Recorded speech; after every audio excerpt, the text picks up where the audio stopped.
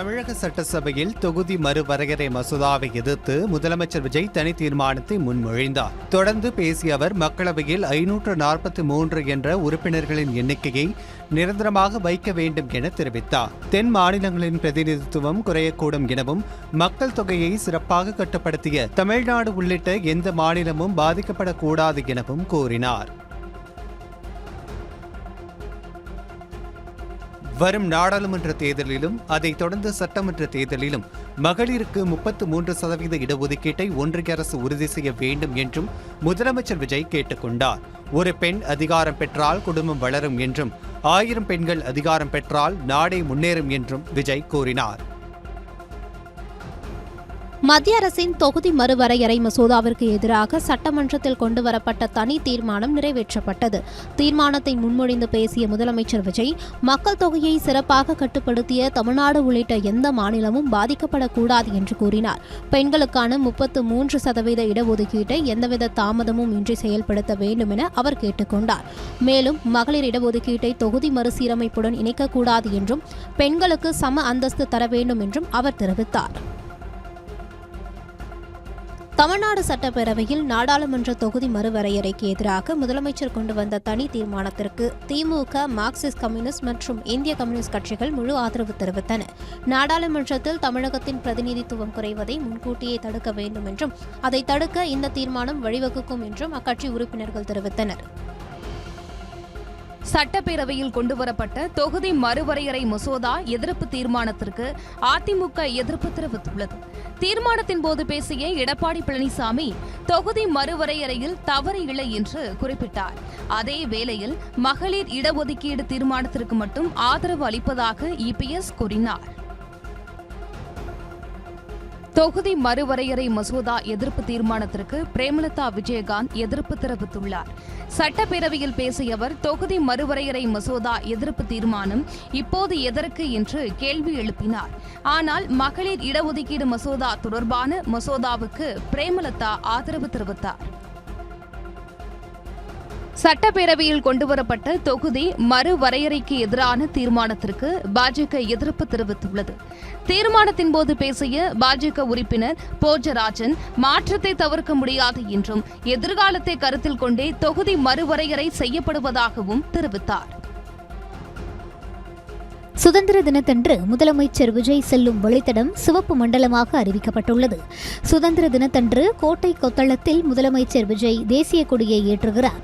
இதற்காக தலைமைச் செயலகம் மற்றும் முதலமைச்சர் விஜய் செல்லும் வழித்தடம் சிவப்பு மண்டலமாக அறிவிக்கப்பட்டுள்ளது. மேலும் ஆகஸ்ட் 14, 15 ஆகிய நாட்களில் ட்ரோன்கள் பறக்கவும் தடை விதிக்கப்பட்டுள்ளது. பெரம்பூர் தொகுதியில் தேர்தலில் வெற்றி பெற்றதற்கு எதிரான வழக்கில் பதிலளிப்பதற்கு தமிழக முதல்வர் விஜய்க்கு சென்னை உயர்நீதிமன்றம் கால அவகாசம் அளித்துள்ளது. தமது வெற்றிக்கு எதிரான வழக்குகளை நிராகரிக்க கோரி பதில் மனு தாக்கல் செய்ய முதல்வர் விஜய் தரப்பு அவகாசம் கோரியது. இதனை ஏற்ற சென்னை உயர்நீதிமன்றம் முதல்வர் விஜய் தரப்பு விளக்கம் அளிக்க ஆகஸ்ட் 25ஆம் தேதி வரை அவகாசம் வழங்கி வழக்கு விசாரணையை ஒத்திவைத்துள்ளது. தமிழகத்தில் பல்வேறு இடங்களில் என்ஐஏ அதிகாரிகள் சோதனை நடத்தி வருகின்றனர். கடந்த 2024ஆம் ஆண்டு அந்தமான் பகுதியில் போதைப்பொருள் பறிமுதல் செய்யப்பட்ட வழக்கு தொடர்பாக 7 பேர் கைது செய்யப்பட்டுள்ள நிலையில், வழக்கில் பிடிப்பட்ட 7 பேருடன் தொடர்பில் இருந்தவர்கள் வீடுகளில் என்ஐஏ அதிகாரிகள் சோதனையில் ஈடுபட்டு வருகின்றனர்.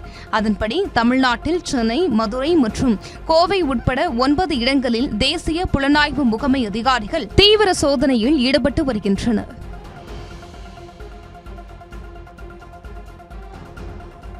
சென்னையில் இரவு 10 மணிக்கு மேல் மதுபானம் விற்கக்கூடாது என காவல் ஆணையர் அமல்ராஜ் எச்சரித்துள்ளார். சென்னையில் FL2, FL3 உரிமம் பெற்ற சுமார் 230 பார்களின் உரிமையாளர்களுடன் ஆணையர் அமல்ராஜ் பிரத்யேக கூட்டம் நடத்தினார். சென்னையில் உள்ள அனைத்து சாதாரண டாஸ்மாக் கடைகளும் பார்களும் இரவு 10 மணிக்குள் தங்களின் விற்பனையை முடித்துக்கொண்டு கட்டாயம் மூடப்பட வேண்டும் என அறிவுறுத்தப்பட்டது. வீட்டு சமையல் கேஸ் சிலிண்டருக்கான வாடிக்கையாளர் சரிபார்ப்பு பணியை முடிக்காவிட்டால் இனி சிலிண்டரை முன்பதிவு செய்ய முடியாது என்ற வதந்தியை நம்ப வேண்டாம் என பெட்ரோலிய அமைச்சக அதிகாரிகள் தெரிவித்துள்ளனர். தமிழகத்தில் சுமார் 15% பேர் இதுவரை உண்மை சரிபார்ப்பு பணியை முடிக்கவில்லை என தெரிவிக்கப்பட்டுள்ளது. இதையடுத்து அவர்கள் வரும் 16ஆம் தேதிக்குள் சரிபார்ப்பு பணியை முடிக்க அவகாசம் வழங்கப்பட்டுள்ளது. சவுதி அரேபியாவில் பணிபுரிந்த மயிலாடுதுறை மாவட்டம் தொடுவாய் கிராமத்தை சேர்ந்த மாவீரன் என்பவர் கடலில் மீன்பிடித்துக் கொண்டிருந்த போது ஈரான் கடற்கொள்ளையர்கள் சுட்டதில் உயிரிழந்தார். இந்நிலையில் மீனவர் மாவீரன் உயிரிழந்த செய்தி அறிந்து தொடுவாய் கிராமத்தில் அவரது குடும்பத்தார் மற்றும் உறவினர்கள் கதறி எழுந்தனர். மாவீரனின் உடலை தாயகம் கொண்டுவர மத்திய மாநில அரசுகள் நடவடிக்கை எடுக்க வேண்டும் என அவர்கள் கோரிக்கை விடுத்துள்ளனர். சுங்கச்சாவடிகளின் அருகாமையில் உள்ளவர்கள் அடையாள அட்டையை காண்பித்து கட்டணம் இன்றி பயணிக்கலாமா என்பது குறித்து நெடுஞ்சாலை ஆணையம் விளக்கம் அளித்துள்ளது. அதில் உள்ளூர் வாசிகளுக்கு கட்டணமில்லா பயணம் கிடையாது என மறுத்துள்ளது. ஆனால் சுங்கச்சாவடிக்கு அருகில் வசிக்கும் உள்ளூர் மக்களுக்கு கட்டண சலுகைகள் வழங்கப்படுவதாகவும் இதற்காக உள்ளூர் மாதாந்திர பாஸ் முறை நடைமுறையில் உள்ளதாகவும் தெரிவிக்கப்பட்டுள்ளது. சென்னையில் சொத்து வரி உயர்த்தப்படவில்லை என சென்னை மாநகராட்சி ஆணையர் சமீரன் தெரிவித்துள்ளார். சென்னையில் எவ்வித காரணமும் இன்றி முறையான அறிவிப்பு இல்லாமல் சொத்து வரியை 4 மடங்கு உயர்த்தி இருப்பதாக பொதுமக்கள் குற்றம் சாட்டியுள்ளனர். ஆனால் இந்த தகவலை சென்னை மாநகராட்சி ஆணையர் சமீரன் மறுத்துள்ளார். தமிழகம் முழுவதும் 56 லட்சம் ஸ்மார்ட் மீட்டர்களை பொருத்த புதிய டெண்டர் கோர மின்வாரியம் திட்டமிட்டுள்ளது. சென்னையில் அனைத்து நுகர்வோருக்கும் மாநிலத்தின் பிற பகுதிகளில் உள்ள 50 லட்சம் தொழில் மற்றும் வணிக நுகர்வோருக்கும் ஸ்மார்ட் மீட்டர் பொருத்தப்படும் என தமிழக பட்ஜெட்டில் தெரிவிக்கப்பட்டது. இந்த பணிகள் விரைவில் தொடங்கப்பட உள்ளன.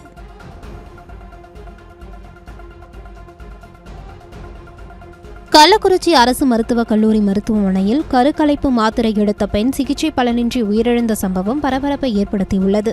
பூமலையனூர் கிராமத்தை சேர்ந்த உமா என்பவருக்கு மருத்துவர்களின் அறிவுறுத்தலின் பேரில் கருக்கலைப்பு மாத்திரை வழங்கப்பட்டதாக தெரிகிறது.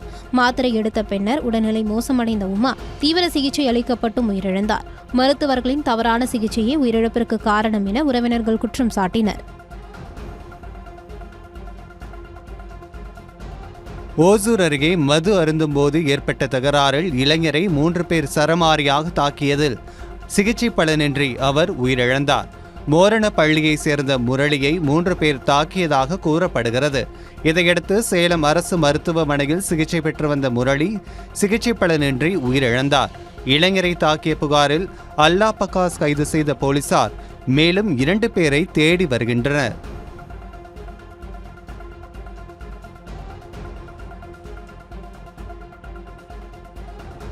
தமிழகம் முழுவதும் பெட்ரோல் பங்குகளில் டிஜிட்டல் முறையில் பணம் வசூலிப்பதை நிறுத்துவது குறித்து பரிசீலிக்கும் நிலை ஏற்படும் என தமிழக பெட்ரோலியம் டீலர்கள் சங்கம் தெரிவித்துள்ளது. ஒவ்வொருவரிடமும் முழுமையான அடையாள விவரங்களை சரிபார்த்து பெட்ரோல் விற்பனை செய்வது நடைமுறைக்கு சாத்தியமற்றது. சட்டவிரோத பண பரிமாற்றங்களில் ஈடுபடும் நபரின் வங்கிக் கணக்கில் உள்ள சர்ச்சைக்குரிய தொகையை மட்டும் முடக்க வேண்டும் என்றும் பெட்ரோலியம் டீலர்கள் சங்கம் கோரிக்கை விடுத்துள்ளது. காஞ்சிபுரம் அருகே பட்டப்பகலில் ரைஸ் மில் உரிமையாளர் மகனை அடையாளம் தெரியாத மர்ம நபர் கடத்திச் சென்ற சம்பவம் பரபரப்பை ஏற்படுத்தியுள்ளது. ரைஸ் மில் உரிமையாளர் ரவி என்பவரின் மகன் சுரேந்திரன் தன் தந்தைக்கு உணவு வாங்குவதற்காக ரைஸ் மில் ஊழியருடன் இருசக்கர வாகனத்தில் சென்றபோது அவரை அடையாளம் தெரியாத நபர்கள் காரில் கடத்திச் சென்றுள்ளனர். உடனடியாக நடவடிக்கை எடுத்த போலீசார் 2 சிறார்கள் உட்பட 5 பேரை கைது செய்து இளைஞரை மீட்டனர். துபாயிலிருந்து சென்னைக்கு உடலுக்குள் தங்கத்தை மறைத்து கடத்தி வந்த பெண் பயணியை சுங்கத்துறை அதிகாரிகள் கைது செய்தனர். துபாயிலிருந்து சென்னை சர்வதேச விமான நிலையத்திற்கு வந்த விமான பயணிகளை சுங்கத்துறை அதிகாரிகள் தீவிரமாக கண்காணித்தனர். அப்போது பெண் ஒருவர் தனது உடலுக்குள் சுமார் 1,38 லட்சம் ரூபாய் மதிப்பிலான 1 கிலோ 800 கிராம் தங்க கட்டியை பறிமுதல் செய்தனர். சென்னை ஸ்டான்லி அரசு மருத்துவமனையில் உடல்நலக் குறைவால் சிகிச்சை பெற்று வரும் நோயாளிகளுக்கு வழங்கப்படும் உணவை அலட்சியமாக கையாளும் மருத்துவமனை ஊழியரின் வீடியோ சமூக வலைதளங்களில் வைரலாகி வருகிறது. அறுவை சிகிச்சை செய்து கொண்டு வார்டில் சிகிச்சை பெற்று வரும் நோயாளிகளுக்கு வழங்கப்பட்ட முட்டைகளை மருத்துவமனை ஊழியர் ஒருவர் நோயாளிகளின் கைகளில் கொடுக்காமல் அவர்களின் படுக்கையிலும் கால்களுக்கு இடையிலும் அலட்சியமாக வைத்து சென்றதாக குற்றச்சாட்டு எழுந்துள்ளது. செங்கல்பட்டு மாவட்டம் அச்சரப்பாக்கம் அருகே மழை வர வேண்டி கிராம மக்கள் ஒன்று கூடி ஊரணி பொங்கல் வைத்து வழிபாடு செய்தனர். சிறுபேர்பாண்டி கிராமத்தில் உள்ள உத்தரவு பொன்னியம்மன் கோவிலில் ஆடி மாதத்தை முன்னிட்டு அம்மனுக்கு சிறப்பு அபிஷேகம் செய்யப்பட்டது. தாஜ்மஹால் முன்பு அமர்ந்து புகைப்படம் எடுத்துக் கொள்வதைப் போல தஞ்சை பெரிய கோயில் கோபுரங்கள் முன் எடுத்துக்கொள்ள செல்ஃபி பாயிண்ட் திறக்கப்பட்டுள்ளது. தனியார் தொண்டு நிறுவனம் பூங்காவுடன் அமைந்துள்ள இந்த செல்ஃபி பாயிண்டை மாநகராட்சி மேயர் அஞ்சுகம் பூபதி திறந்து வைத்தார். இதையடுத்து மக்கள் ஆர்வத்துடன் செல்ஃபி எடுத்து மகிழ்ந்தனர்.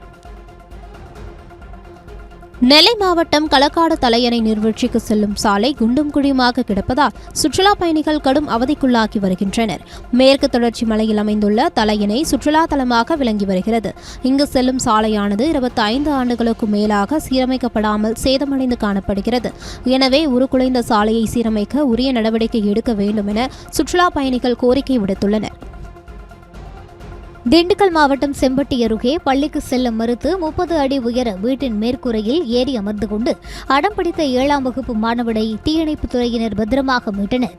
கூலி தொழிலாளியான ராமபாலாஜி என்பவரது மகன் சஞ்சய் ராம் பள்ளிக்கு செல்லும்படி பெற்றோர் வலியுறுத்திய போது சிறுவன் பள்ளிக்கு செல்ல மறுத்து 30 அடி உயர வீட்டின் மேற்கூரையில் ஏறி அமர்ந்துள்ளார்.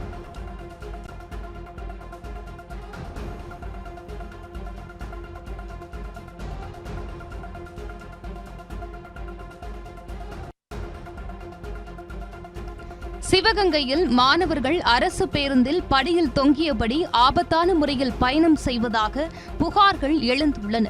மானாமதுரை நோக்கிச் செல்லும் அரசு பேருந்தில் பள்ளி கல்லூரி மாணவர்கள் படிக்கட்டில் தொங்கியபடி செல்வதாக பொதுமக்கள் குற்றம் சாட்டுகின்றனர்.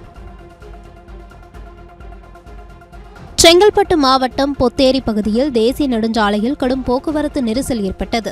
பள்ளி கல்லூரி மாணவர்கள் மற்றும் பணியாளர்கள் அதிகளவில் பயணித்ததால் வாகனங்கள் நீண்ட தூரத்திற்கு அணிவகுத்து நின்றன. இதனால் வாகன ஓட்டிகள் பயணிகள் கடும் அவதியடைந்தனர். தகவல் அறிந்து சென்ற போக்குவரத்து போலீசார் நெரிசலை சீரமைக்கும் பணியில் ஈடுபட்டனர். கர்நாடகாவிலிருந்து திறக்கப்பட்ட தண்ணீர் ஒகேனக்கல்லுக்கு தொடர்ந்து வந்து கொண்டிருக்கிறது. மேட்டூர் அணைக்கு வரும் நீரின் அளவு அதிகரித்துள்ளது.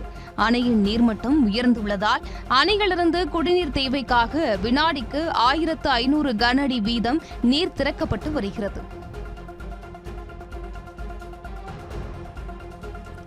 வடமேற்கு வங்கக்கடலில் நிலவிய வளிமண்டல மேலடுக்கு சுழற்சி காற்றழுத்த தாழ்வு பகுதியாக வலுப்பெற்றுள்ளதாக இந்திய வானிலை ஆய்வு மையம் தெரிவித்துள்ளது.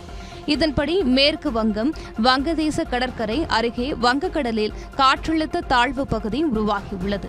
காற்றழுத்த தாழ்வு பகுதி மேலும் வலுப்பெற்று வடமேற்கு திசையில் நகர வாய்ப்புள்ளதாக வானிலை ஆய்வு மையம் கூறியுள்ளது. ஆடி அமாவாசையை முன்னிட்டு கோவை மாவட்டம் ஆனைமலை பகுதியில் அமைந்துள்ள மாசாணியம்மன் கோவிலில் குவிந்த பக்தர்கள் நீண்ட வரிசையில் காத்திருந்து சுவாமி தரிசனம் செய்தனர்.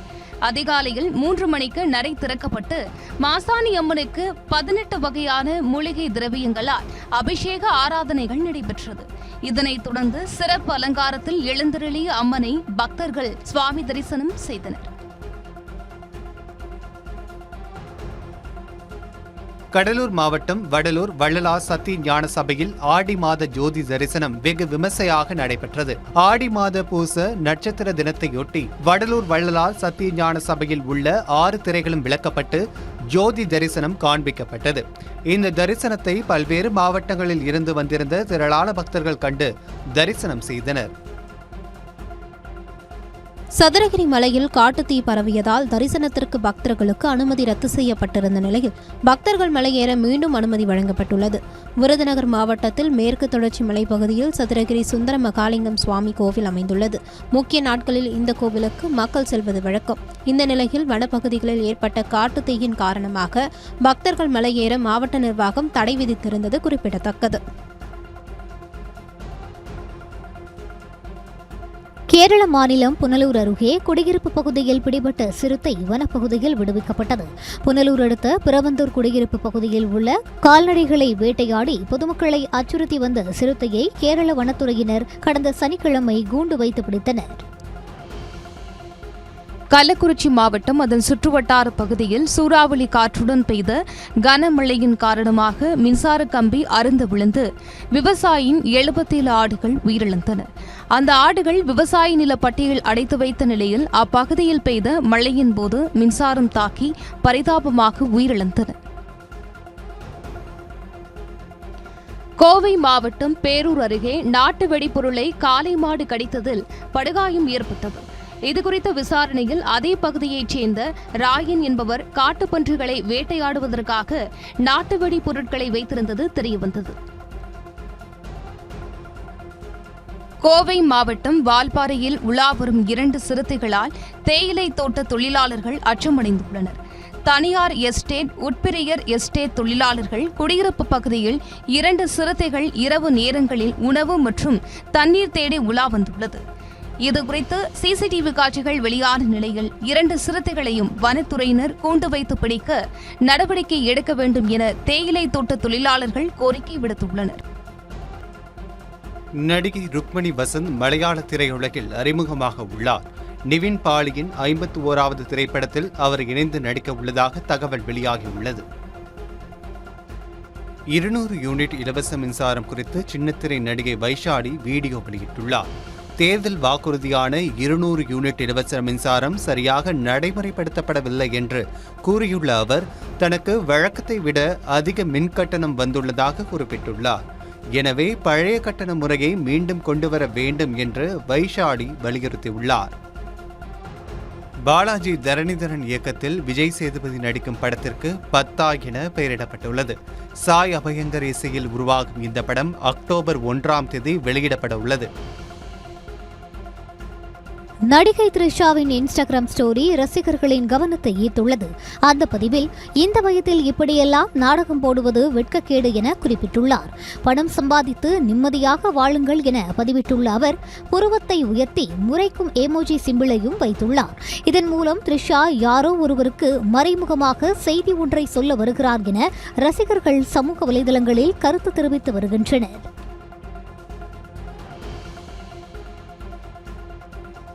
சமூக ஊடகத்தில் உள்ளதை மட்டும் படிக்காமல் தலைவர்களின் வாழ்க்கை வரலாற்று நூல்களை படியுங்கள் என்று இளைய தலைமுறையினருக்கு பிரதமர் மோடி வேண்டுகோள் விடுத்துள்ளார். முன்னாள் குடியரசுத் தலைவர் ராம்நாத் கோவிந்தின் வாழ்க்கை தன் வரலாற்று நூலை மேற்கோள் காட்டிய மோடி, ஒரே நாடு ஒரே தேர்தல் திட்டத்திற்காக தமது பதவிக்காலம் முடிந்த பிறகும் தொடர்ந்து பணிபுரிந்து வந்ததாக கூறினார்.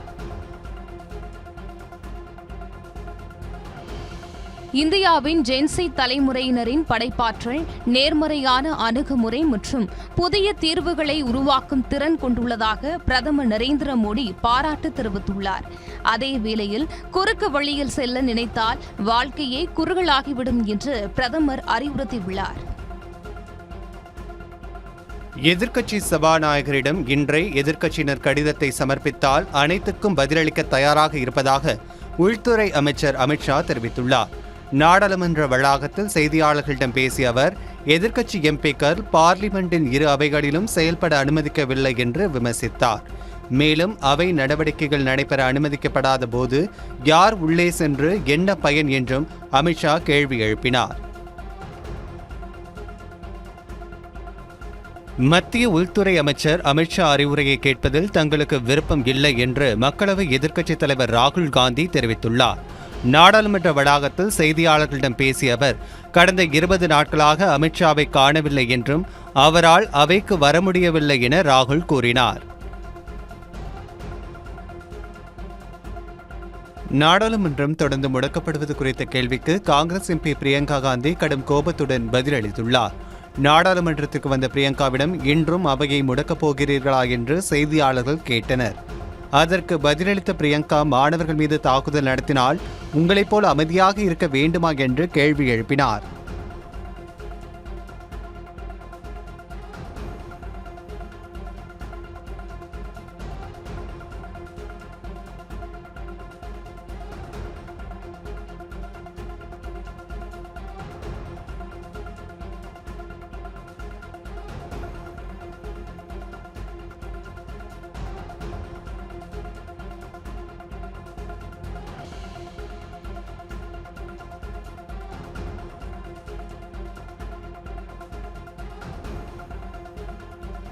நீதிபதி யஷ்வந்த் வர்மா வீட்டில் கட்டுக்கட்டாக பணம் பறிமுதல் செய்யப்பட்டது தொடர்பான அறிக்கை நாடாளுமன்றத்தின் இரு அவைகளிலும் தாக்கல் செய்யப்பட்டது.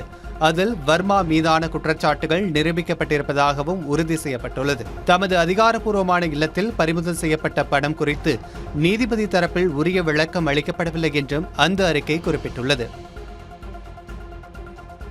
மும்பை குர்லா பகுதியில் ஏற்பட்ட பயங்கர நிலச்சரிவில் சிக்கி 2 பேர் உயிரிழந்தனர். குர்லா அருகே உள்ள சிராக் நகர் பகுதியில் கௌசியா சாவல் என்ற குடியிருப்பு பகுதியில் அதிகாலை நிலச்சரிவு ஏற்பட்டது.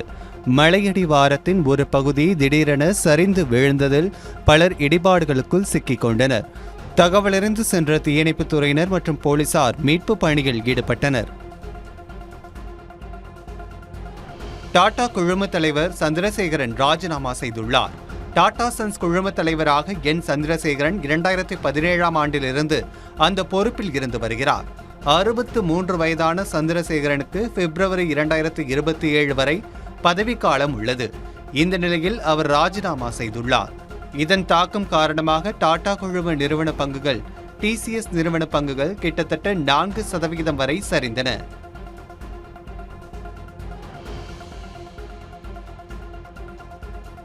இந்தியாவில் அகதிகளாக தஞ்சமடைந்துள்ள இலங்கை தமிழர்கள் தங்களது சொந்த விருப்பத்தின் பேரில் மீண்டும் தாயகம் திரும்புவதற்கான நடைமுறைகளை எளிதாக்கும் புதிய திட்டத்திற்கு இலங்கை அரசு ஒப்புதல் அளித்துள்ளது.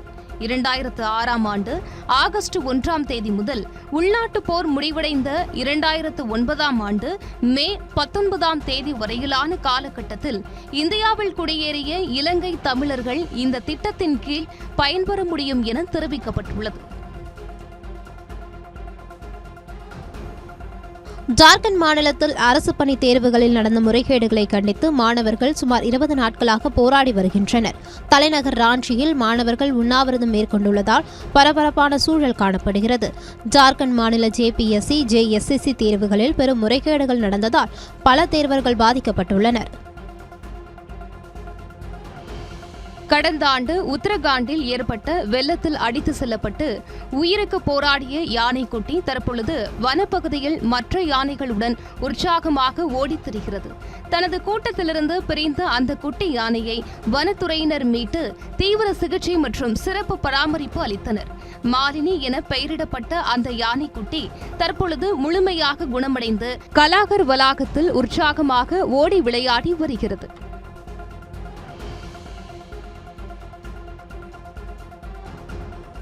டாடா சன்ஸ் தலைவர் சந்திரசேகரன் பதவி விலகல் அறிவிப்பின் எதிரொலியாக டாடா குழுமத்தின் பங்குகள் பெரும் சரிவை சந்தித்தன. டாடா குழுமத்தின் பட்டியலிடப்பட்ட நிறுவனங்களின் மொத்த சந்தை மதிப்பு ஒரே நாளில் சுமார் 43,850 கோடி ரூபாய் குறைந்தது. குழுமத்தின் முக்கிய நிறுவனமான டிசிஎஸ் பங்கு ஒரு கட்டத்தில் 5% மேல் சரிந்தது. பாகிஸ்தான் முன்னாள் பிரதமர் இம்ரான்கான் உயிரோடு தான் இருக்கிறாரா என்று சர்ச்சையை கிளப்பிய பாகிஸ்தான் பத்திரிகையாளர் திடீர் பல்டி எடுத்து பின்வாங்கினார். கடந்த சில மாதங்களாக இம்ரான்கான் உயிருக்கு ஆபத்து இருப்பதாக வதந்திகள் பரவி வரும் நிலையில் அவரை உடனடியாக விடுவிக்காவிட்டால் 20 லட்சம் பேரை திரட்டி போராட்டம் நடத்த இருப்பதாக அவரது ஆதரவாளர்கள் அறிவித்துள்ளனர். நட்சத்திர கால்பந்து வீரர் ரொனால்டோ தான் நீண்ட நாட்களாக காதலித்து வந்த ஜார்ஜியாவை திருமணம் செய்து கொண்டார். போர்ச்சுகலில் உள்ள அழகிய கடற்கரை நகரமான காஸ்காய்ஸில் எளிய முறையில் திருமணம் நடைபெற்றது. ரொனால்டோ, ஜார்ஜியா 10 ஆண்டுகளாக காதலித்து வருகின்றனர். இருவருக்கும் ஏற்கனவே 2 குழந்தைகள் உள்ளனர். மேலும் ரொனால்டோவிற்கு வாடகை தாய் மூலம் 3 குழந்தைகள் உள்ளனர். இந்த நிலையில் தங்களது 5 குழந்தைகள் முன்னிலையில் ரொனால்டோ, ஜார்ஜியா திருமணம் நடைபெற்றது.